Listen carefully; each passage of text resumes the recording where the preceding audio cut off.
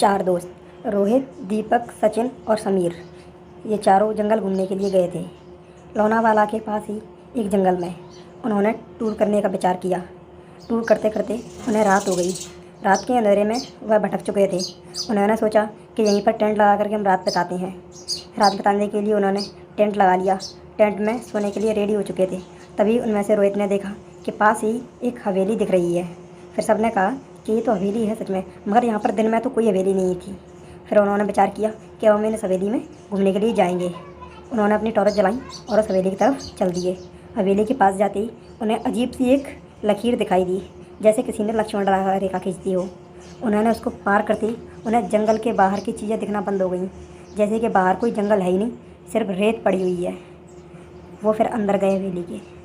हवेली के अंदर जाते ही हवेली का दरवाज़ा अपने आप बंद हो गया। सचिन ने सोचा कि मैं इस दरवाजे को खोल करके मैं बाहर ही रुकूंगा। फिर उसने दरवाज़ा खोलने की कोशिश की, मगर वह दरवाज़ा नहीं खुला।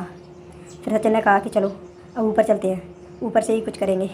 फिर वह लोग आगे बढ़े तो उनकी टॉर्च बंद हो गई। फिर उन्होंने सोचा कि चलो मेरे पास मसाल है अभी। फिर उसने अपनी माचिस से मसाल जलाई। मसाल जला करके वह सीढ़ियों पर चढ़े। सीढ़ियों के जस्ट कॉर्नर पर पहुँचते ही उन्हें दीवार पर कुछ लिखा हुआ दिखा। इस हवेली में तुम्हें नहीं आना चाहिए था, अब तुम आ चुके हो तो अब यहाँ से वापस नहीं जाओगे। सचिन ने कहा, ये किसी ने डराने के लिए लिख दिया है और ऐसा कुछ भी नहीं होता। उन्होंने हंसते हुए कहा, ये सच है। मगर दीपक को लग रहा था कि हाँ, ये ऐसा सच हो सकता है कि यहाँ पर कोई हो जिसके वजह से हमें बाहर का दरवाज़ा नहीं खुल रहा हो और हमें जंगल के बाहर भी हमें सिर्फ रेत ही रेत दिख रहा था।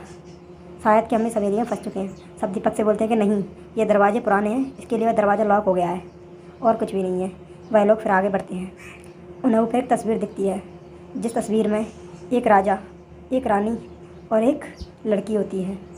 वह लड़की मानो ऐसी लग रही थी कि जैसे 2050 से आई हो। उस लड़की के कपड़े उनकी फ़ोटो में बिल्कुल भी मैच नहीं कर रहे थे।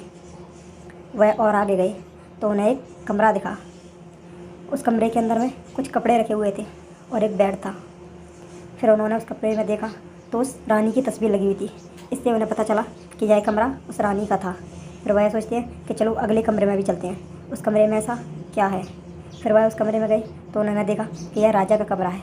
उसमें राजा की तलवार और भी कुछ चीज़ें रखी हुई थी।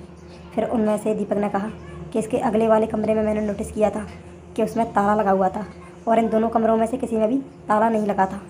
फिर दीपक ने कहा कि चलो उस कमरे की तरफ चल रहे हैं। फिर उस कमरे के पास जा कर के उन्होंने देखा उस कमरे के ताले पर सिंदूर और हल्दी और लाल मिर्च के कुछ बीज पड़े हुए थे। फिर उन्होंने कहा, दीपक ने कहा कि ये अब तक ताज़े कैसे हैं, ये सिंदूर अब तक इतना ताज़ा कैसे है, और तो सब चीज़ सड़ चुकी है, बिल्कुल सारा कुछ सड़ चुका था, मगर वो ताला मानो कि बिल्कुल नया रखा हो। ऐसा लग रहा था कि जैसे ये ताला अभी किसी ने लगाया हो। फिर दीपक ने कहा, इस कमरे में हम लोग नहीं जाएंगे और वहाँ की हम लोग टेरेस पर चल रहे हैं, इसकी छत पर, और वहाँ से बाहर निकलने का रास्ता देखेंगे। फिर उनमें से सचिन ने कहा कि नहीं, अब हम इसके अंदर आ चुके हैं तो हम इस कमरे के अंदर भी जाएंगे। दीपक ने कहा, मैं तो नहीं जाऊंगा, मैं ऊपर जा रहा हूँ। फिर उन्होंने कमरा खोलने की कोशिश की और दीपक वहीं ऊपर जा रहा था। दीपक के ऊपर जाते ही दीपक ने देखा कि उस छत के ऊपर एक क्रॉस बना हुआ है और दीवार के अपोजिट में लिखा हुआ था कि तुम यहाँ पर से कभी भी जिंदा नहीं लौट सकते, अब तुम्हें मरना पड़ेगा। और इतनी ही देर में दीपक छत से गिर गया। दीपक की छत से गिरने की आवाज़ से तीनों लोग डर गए। तीनों भाग के छत के ऊपर आए। उन्होंने देखा कि वहाँ पर एक चुड़ैल थी। उस चुड़ैल के पैर उल्टे थे और बाल खुले हुए था। सचिन ने कहा कि तुम कौन हो, यहाँ पर क्या कर रही हो। उसने कहा, यह हवेली मेरी है और इस हवेली में बस मैं रहूँगी और कोई नहीं, तुम यहाँ पर क्यों आए हो। फिर सचिन उसके पास जाता है और बोलता है कि इस हवेली में आप रहो या कोई और, हमें इस हवेली से बाहर निकाल दो।